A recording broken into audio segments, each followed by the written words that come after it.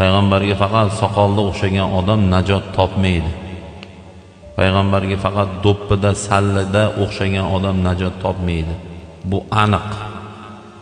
Bu masalani xohlagan domlangizdan so'rang. Jog'da soqol, og'izda g'iybat bo'lsa, u foyda bermaydi.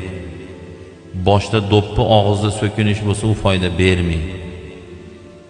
O'zi hoji kibrlik bo'lsa, foyda bermaydi. O'zi namozxon, yolg'onchi savdogar, foyda bermaydi. Qiyomatda azobga ketaveradi. U namozxon bo'ladimi, hoji aka bo'ladimi, qora aka bo'ladimi, hojdada bo'ladimi, farqi yo'q.